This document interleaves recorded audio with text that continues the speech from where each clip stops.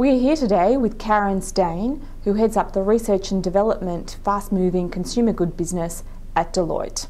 What are the business issues you are noticing within the QSR industry? Well, I'd say that the biggest issue that we've noticed has been a result of the global financial crisis, and really the issues have been twofold. They've affected the corporates who are operating within it, but they're also affecting their customer base.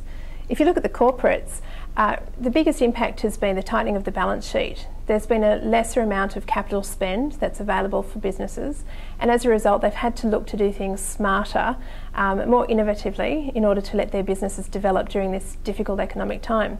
So many of them are looking at programs of innovation, and certainly at Deloitte we've been assisting many of our clients within the industry with developing their innovation programs. These haven't been limited to the white coats and foaming test tubes, as most people would think about in terms of innovation, but they've actually stemmed beyond that. They're looking at developing business processes, for instance.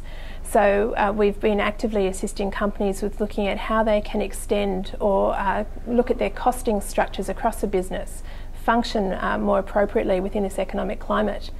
We've been offering or looking at the use of data analytics across business, and through this we've been able to look at interrogating data within the industry more appropriately and in a more sophisticated manner to be able to look at reducing the cost to business and increasing the revenue that stems from it.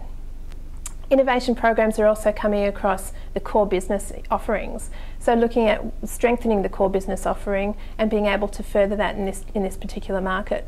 Subway, for instance, is a great example of that.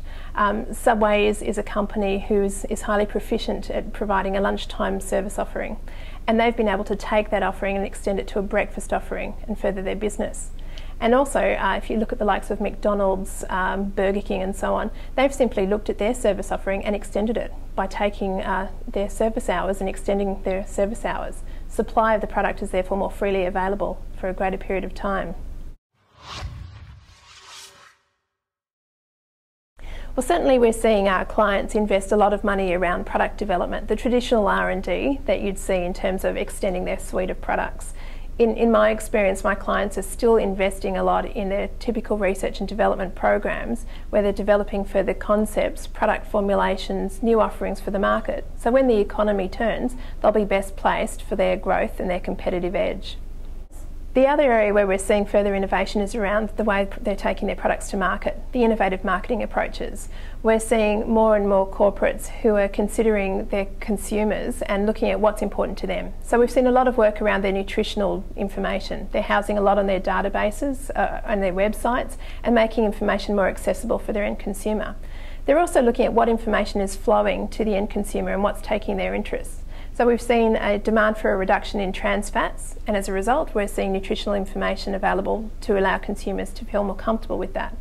We're also seeing the success of such programs in the multimedia form as the biggest loser, and in that we're seeing that being picked up by some of the key pizza operators, by Domino's Pizzas, who are looking at joint ventures with some of the trainers from the Biggest Loser series who are endorsing their product suite. Good Choice, I believe, is the name of their products, and that's helping consumers with making better selections about the menu offerings of these corporates.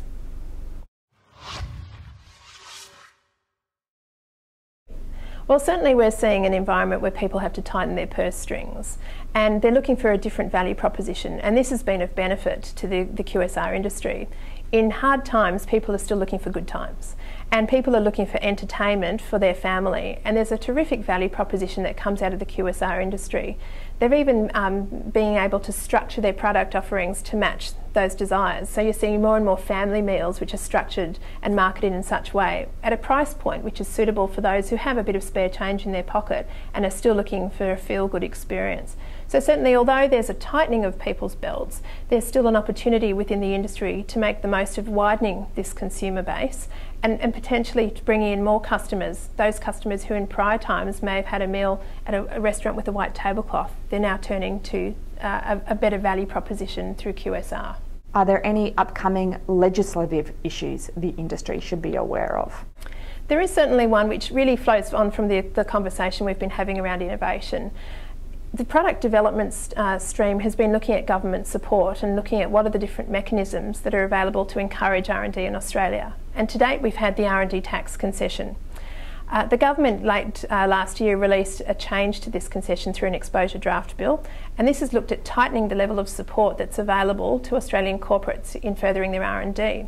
Now, a second exposure draft has just been released last week, and there's a very short consultative program in place, only 2 weeks, to really digest the changes.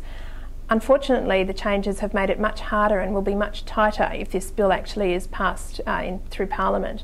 So we're hopeful that there'll be an extended consultative process which will allow industry to have a greater voice and also have a greater understanding of the types of changes and impacts that it will have on their business. Certainly, it's not acknowledging that R&D is undertaken in a commercial sphere, and for the corporates within QSR who do undertake high levels of R&D, they'll find with this proposed program the government support will be limited. And what changes are you noticing in the industry? I'd say the key changes that I'm observing is around collaboration. So we're seeing a change in business models where there's further collaboration between the suppliers of product, the manufacturers and the end users. To take the example, there's many more offerings that are now present in the market where you have co-branding, and there's the support of the marketing teams of two different manufacturers and suppliers of products. KFC, for instance, is a great example of this. They've got 2 particular dessert products. One is a Sara Lee cheesecake where they've co-branded with Sara Lee to have a product offering specifically at KFC. And similarly with their Crushers product, they've co-branded with ice cream manufacturers and have a Golden Gay Time product which is together with a KFC product. So it's providing benefits through the whole supply chain. It's benefits to the manufacturers, benefits to the suppliers, and of course benefits to the end consumer who have a greater suite of product offerings. I think we'll see more and more networking between the different components of the industry, and this is really going to lead to greater outcomes across the industry. Karen Stein, thank you very much.